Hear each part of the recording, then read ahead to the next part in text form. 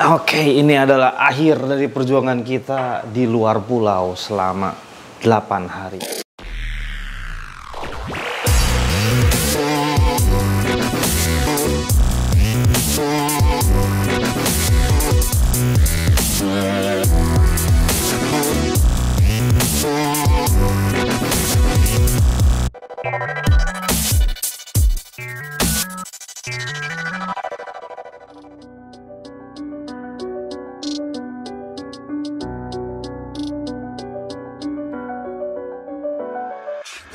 Nah, akhirnya tanaman sudah datang.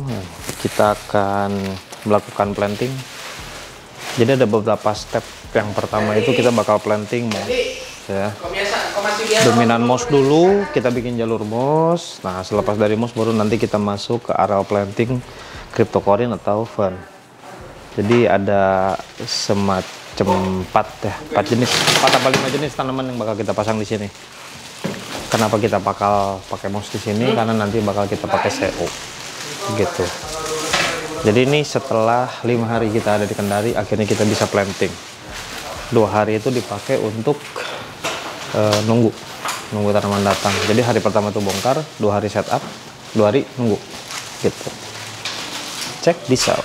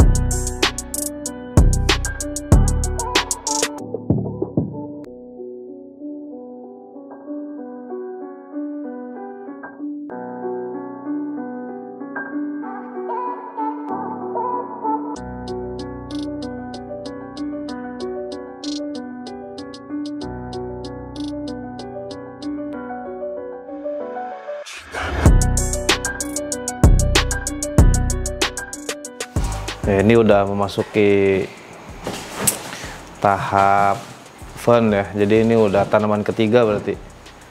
Tadi sebelumnya kan moss. Begitu moss sudah selesai, fase buce palandra. Nah, sekarang masih fasenya fern.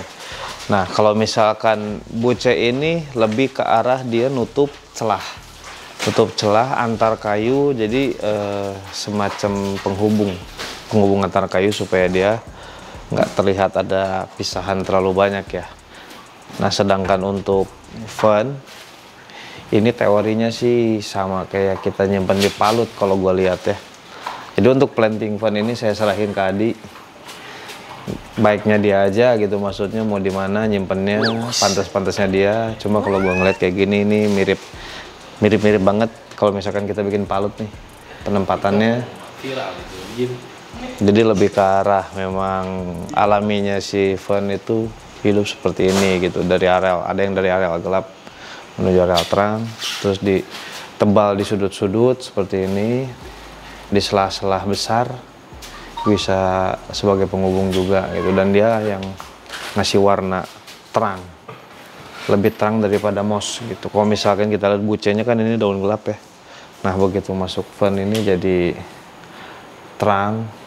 Cuma satu sih kelemahannya fern ini, kalau misalkan kita nggak bagus nempatinnya, dia malah jadi mecah alur hardscape. Makanya harus dibuat sesuai dengan tema, jangan sampai terlalu banyak nyimpen ngasal, malah nanti jadinya hardscape-nya tertutup. Kalau ini kan kita ngeliat alurnya masih kelihatan lah ya, alur masih kelihatan, jadi masih oke. Nah, pokoknya fase terakhir itu nanti kita bakal masukin 2 jenis cryptocurrency, yang satu spiralis, satu lagi USDT. Nanti kita lihat aja cocok-cocokan enak-enaknya simpen di mana.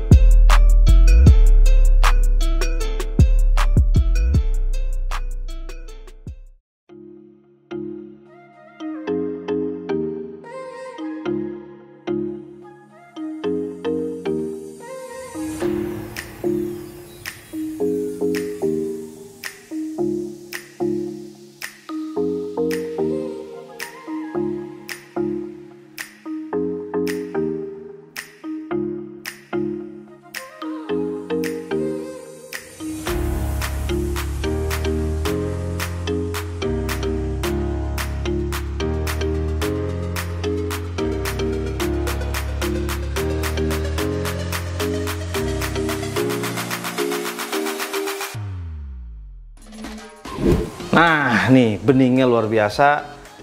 Ini adalah hari keempat setelah kita kuras, bilas, water change berkali-kali. Jadi udah mencapai level aman seperti ini.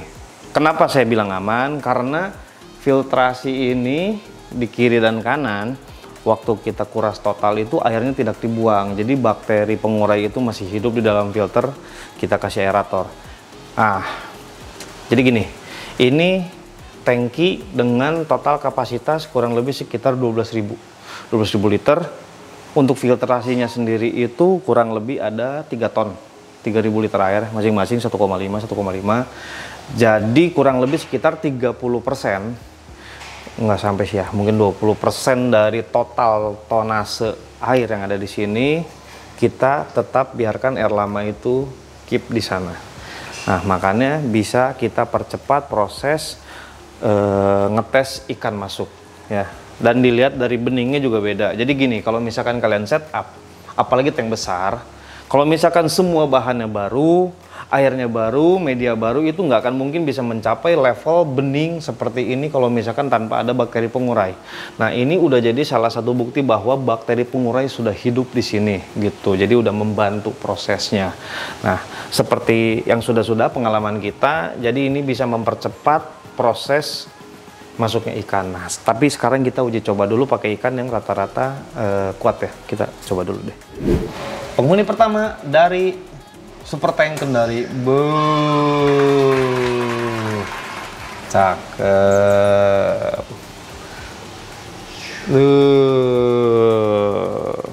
Jadi Hackley albino ini jenis ikan dasar. Semua jenis Geophagus itu julukannya Earth Eater, pemakan bumi. Jadi memang dia seneng ngacak-ngacak substrat.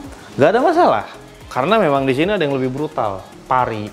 Makanya kita memang udah siapkan planting itu, kita nggak hanya tanaman sodok masuk ke dalam substrat, tapi kita udah pot batain dulu. Jadi walaupun dia mau acak-acak semana juga, posisi tanaman bakal tetap pada tempatnya. Itu berkaca pada pengalaman yang sudah-sudah, karena begitu masuk pari waktu yang sebelumnya nih kita hanya planting biasa, banyak yang terbang bro. Jadi untuk pari sendiri khusus nanti kita masukin ke sini mungkin setelah mature 1 atau 2 bulan biar semua akar tanaman ini kuat, karena tenaga pari itu besar, beda dengan ikan yang lain. Walaupun mereka ngegali pasir, tapi tenaganya dan kibasan badannya itu tidak cukup untuk membuat tanaman-tanaman seperti ini terbangnya. Makanya Kita coba cek dulu ke depannya. Oke, yang kedua adalah jenis Denisonic. Jadi ini salah satu jenis cooling fish yang cocok kalau misalkan kita pakai di akuarium besar.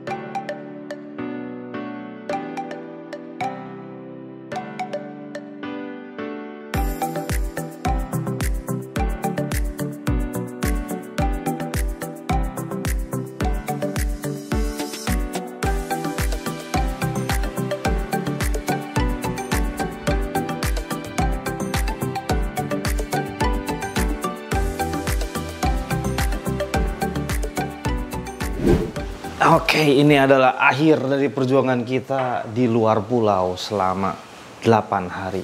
Dari tanggal 30, sekarang tanggal 7. Ya, tanggal 7 ya sekarang ya? 7, 8, 9 berarti bro.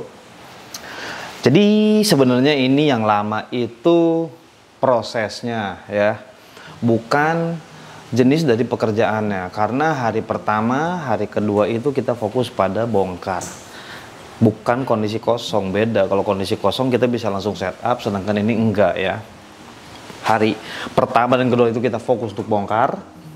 Nah, barulah hari ketiga dan hari keempat kita fokus untuk hardscape.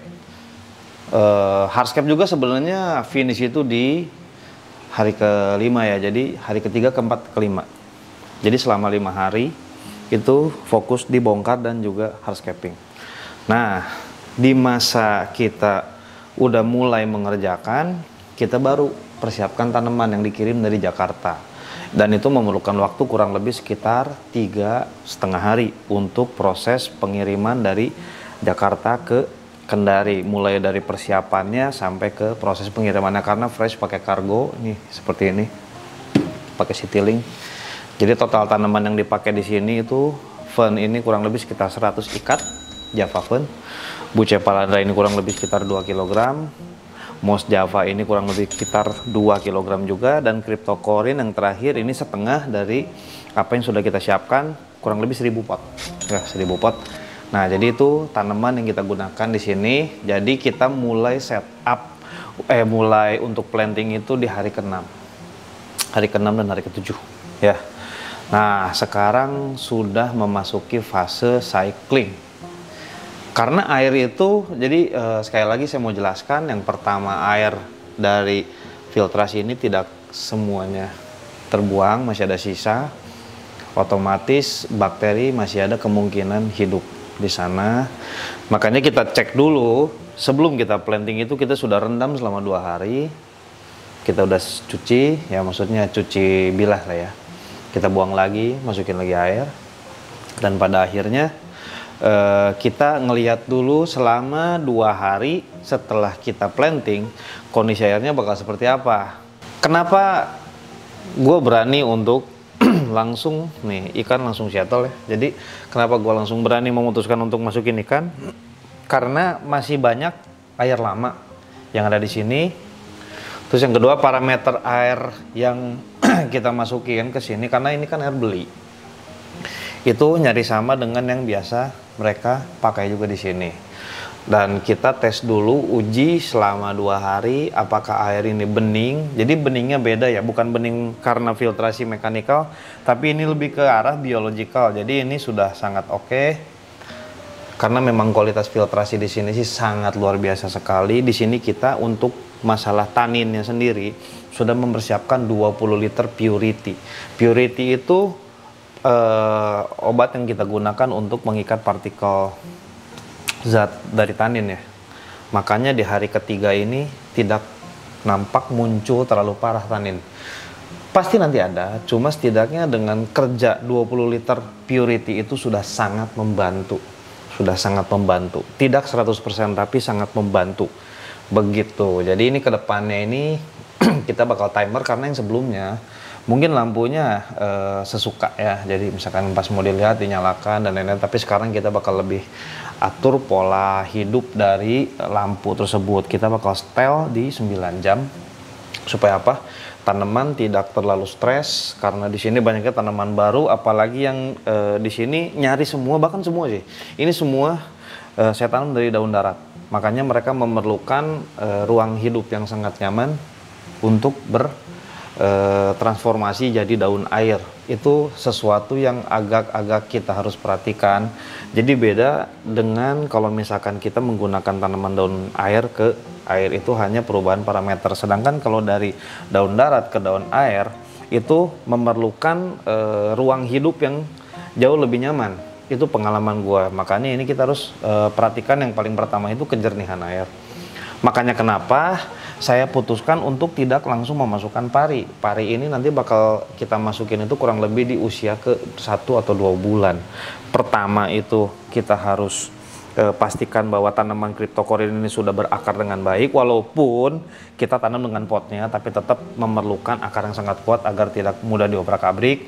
Yang kedua, konsumsi dari makanannya si pari itu berbahaya, membuat kotor tanaman sekitarnya. Jadi pengalaman teman-teman juga yang pelihara diskus atau pelihara predator yang ada tanaman, biasanya sangat mudah terkena damage kalau misalkan tanaman itu terlalu banyak makanan sisa ya yang menempel. Makanya kita bakal agak kurangin itu supaya kondisi tanaman di sini terjaga. Dan itu hanya memerlukan sedikit treatment, karena sebelumnya kita udah punya pengetahuan tentang kondisi di sini, kita hanya sempurnakan aja. Makanya nanti kita di sini tambah lagi 4 tabung karbon dioksida, jadi total 8 bubble per second yang masuk ke sini. Jadi kita bakal supply karbon dioksida untuk kesehatan si tanamannya, karena gue percaya ekosistem yang baik di dalam akuarium itu sangat membantu untuk membuat kualitas air itu sangat baik. Jadi tidak perlu bantuan alat luar ya, seperti aerator dan lain-lain untuk mendapatkan oksigen gitu. Jadi kita harus bisa menciptakan sebuah ekosistem di sini supaya apa yang kita simpan di sini semuanya hidup dengan baik, baik itu ikannya ataupun tanamannya.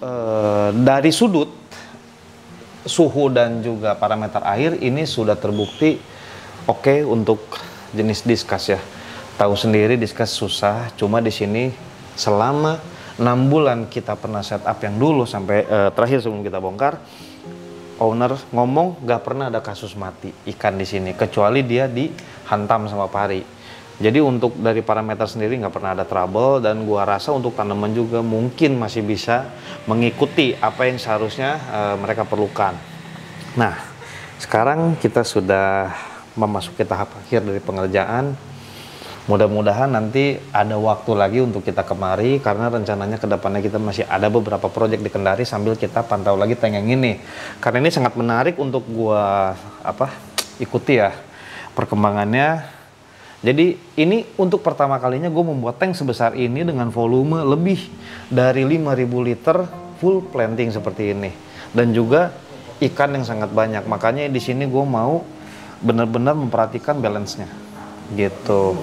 Dari sistem filtrasi, lightning, kualitas air, maintenance, apapun yang ada di dalamnya. Pokoknya ini sangat menarik gitu. Jadi apapun yang nanti ada di sini, sebisa mungkin gue bakal share buat kalian semua. Jadi thank you yang udah mantau dari awal proses ini sebelum ada apapun sampai sekarang. Jadi gue berbagi apa yang gue alami di sini. Semoga harapannya kalian bisa belajar ya, mengulangi apa yang sudah baik, tidak mengulangi apa yang tidak baik gitu, yang salah di tank ini gitu. Jadi kita saling berbagi lah. Oke, thank you for watching, have a nice weekend, see you, bye bye.